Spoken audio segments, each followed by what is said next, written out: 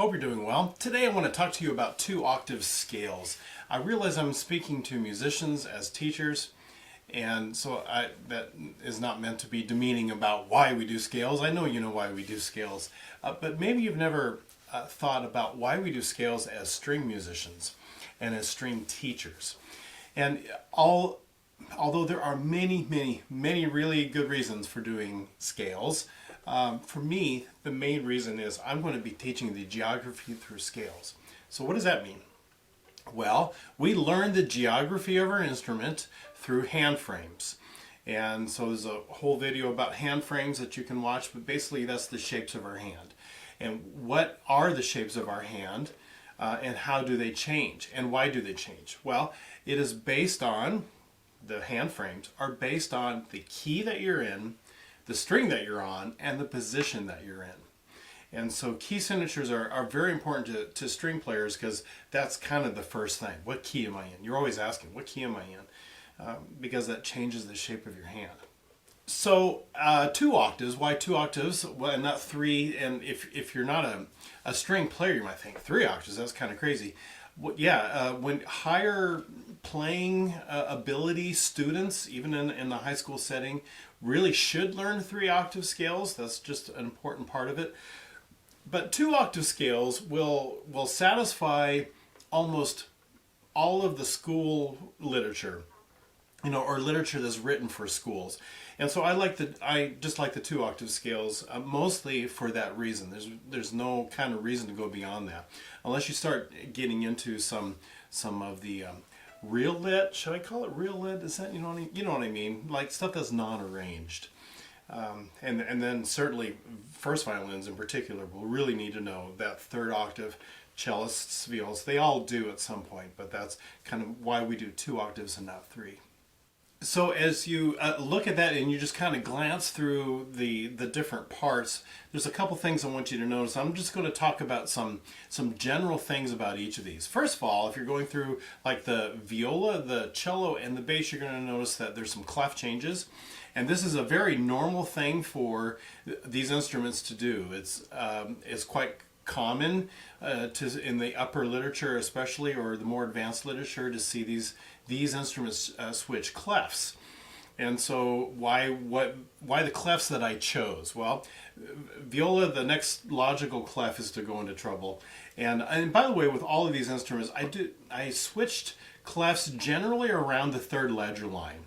That's a loose rule. It doesn't have to be that at all, but generally around there. It's good for them to know four ledger lines. It's obviously good for them to know twos and threes. I skip the fours because honestly in literature, unless it just hits it real quick and comes right back down, yeah, they're going to switch clefs. It's just kind of the nature of those instruments. So for cello and bass, if you're familiar with the literature regarding scales, you will notice that quite often that they skip tenor clef and they go from bass into treble. And you might think that's kind of interesting. That just kind of is how it is. I chose to not do that. I chose to switch into tenor clef. And the reason for that is I'm practical as practical can be, right? In school literature, if they switch clefs, it's going to be tenor clef, and rarely does it do treble clef. I can think of some quick examples on cello that it's treble. I think one time in all my teaching, I made the basses learn a treble clef passage, but really for the most part it's going to be tenor clef. So I want them to be familiar with tenor, and so that's why the switch into that. Another thing, as you're looking at the music, you will notice that it has the note heads but no stems. And there's two reasons for that. Be honest, the very first reason is that it's cleaner, right? All the stems kind of get in the way after a while, and it just looks really messy. So what I'm interested in is that the students really see the note, and then they see the fingering that follows that.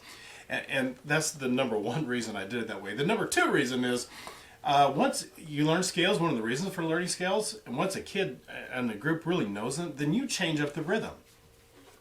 Rather than just going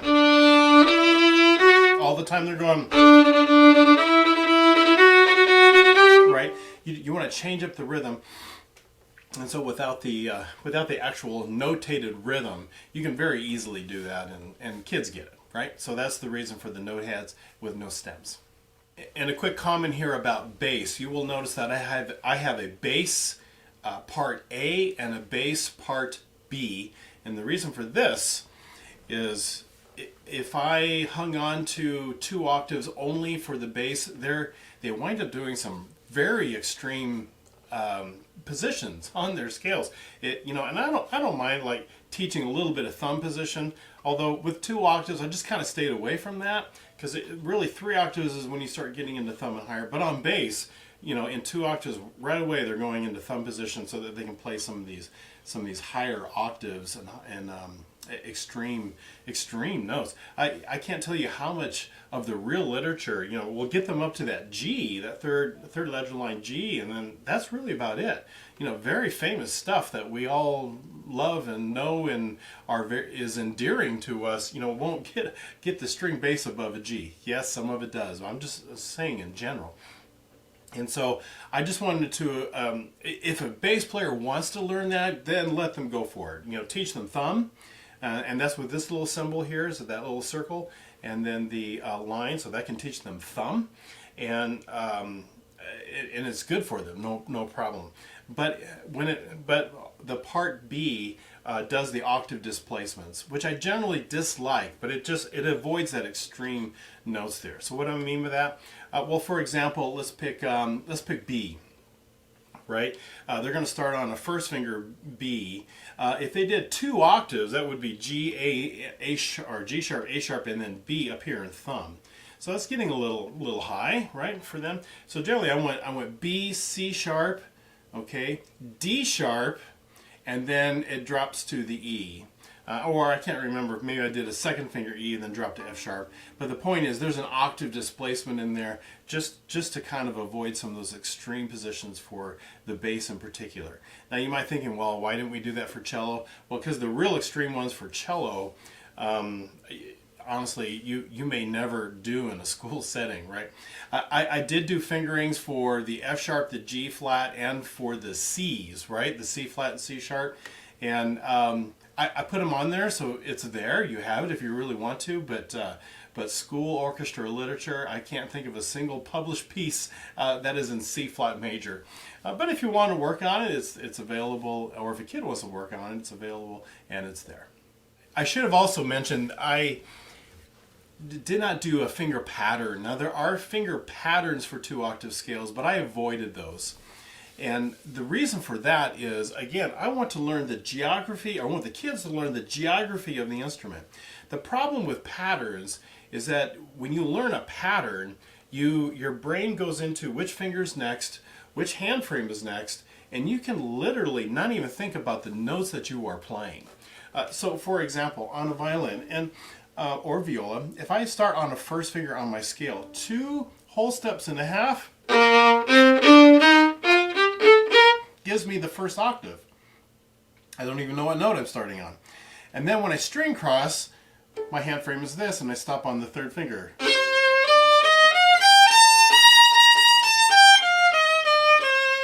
And then I go to this.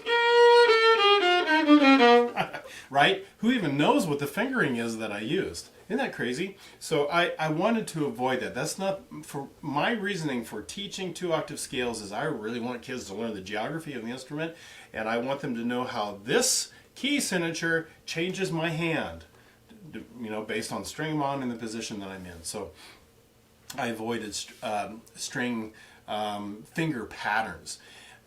Now, those of you that are string players think, well, 3 octave scale, especially in violin and viola, I know especially, well, in all of them, but especially violin and viola, we have a whole system called Flesch, right? A Flesch scale system, and we learned this growing up. And you did learn finger patterns, and that is very, very true. But I will tell you, by the time you can play a 3 octave scale, chances are you know your fingerboard pretty well. And so then I don't mind finger patterns so much. And there is value to that. But just in the 2 octaves, I really just want them to learn the geography of the instrument. Now, a couple of other things, norms, and in general, for violin and viola, I wanted to shift on the 2nd string from the second highest string. So on the violin it's on the A string, and on the viola it is on the D string. And the reason for this is because I wanted them to have some experience playing on that string in a different position. In the literature, I stuck to shifting on the A string for cello and shifting on the G string for bass, because that's generally kind of what they do. Another fingering thing for the higher or more complicated scales for cello and bass, I started on a first finger. So an example would be, let's just say on cello would be like an E, right? And so yes, you could start on the third finger or second finger with an extension, but you'll see in the literature they start on the first finger, E, F sharp, G sharp, right? And then you would come back for A, yeah, A, B, C sharp, D sharp, B. So, and I had a friend that called that a spider scale, because you kind of start up here and then you kind of walk your way down. I don't mind that. It is a bit of a pattern, but you kind of have to know, well, it's an E. I'm going to be starting on a first finger, and you have to know where first finger is. So you're still working on the geography of that. There's one exception for violin and viola to this rule of shifting on that second string is let's see, for violin it would be F sharp and F natural scale, right? And for the viola that would be B and B flat. And I want you to notice that what I did is I went to that top string and went into fourth position, okay? And then I did the 1, 2, 3, the 4, and then the pinky scoot, and then the back. So you'll notice this 4 4 4. I wanted that because on the violin and viola I really wanted to show this idea that I can do one shift and then I can finish my scale on that one shift. And here, if I do that one shift here, fourth position is a very normal position to find on the instrument, and I wanted to practice this pinky scoot. So yes, I could have gone to fifth position, I could have done the hand frame, but this idea of this 4 4 4, you will notice in the 3-octave scales, and so I'm just kind of prepping them a little bit for that, just to get used to it, to do something where they've done it a little bit. You remember your Ed Psych, right? Jerome Bruner and the whole spiral curriculum. Well, you did it once. Now, when they get into 3rd-octave scales, it's like, hey, let's add to that concept. It comes back around again. So this is a great way to kind of introduce the idea of a 4-4. Shifting, and I did this with all of the strings. So this is annotating a shift. I like to use an old finger as an Arabic number, and then a dash new finger in Arabic. So let's just pick on the A string, I'm going into D. As a second finger C sharp, so you'll notice a 2 there, then you'll notice a dash 1 to go into 3rd position, right? I like to say this is climbing up the tree. Here we go. 2 dash 1. And then I finish the scale. 1 dash 2. I gotta be able to climb out of the tree too. I don't want to fall out of the tree, I want to climb out of the tree, right? And the less pain the better. So that's the whole reason for it. So back to the shifting. The way I annotate shifts is always old finger dash new finger, and then the students always know where to shift. Plenty of wonderful teachers who only show you the new finger and all of that, totally get it, no problem. But just for me, that's what's worked for me, and that's what I like to do. And I'm very consistent with it on all of the instruments. So that means for every shift. And again, I assume first position unless you're one of a low string and you have to be in a different position to start the scale. So I don't show you the very first note, I assume first position. And along with that, so I annotate all of the shifts. So look at the bass here. Oh man, basses have to shift a lot. Cellos also a bunch, but not quite as much as the basses. So you look at all these different shifts. Shift, shift, shift. I mean, they're constantly, they get to play like 2 notes in a position, then they got to shift. And they got 2 more notes in the position, then they got to shift. This is just very common for basses. So this is why basses looks complicated, and maybe it is, because there's lots of shifting being used so they can play the scale. But that's just the nature of it. So just to be consistent, I'll always annotate a shift. And that's my reasoning for 2-octave scales, and so my director comments on that. And again, learning the geography is really primary to me, and this is why I like teaching these. And I hope that you have enjoyed that, and I will see you on on the next video.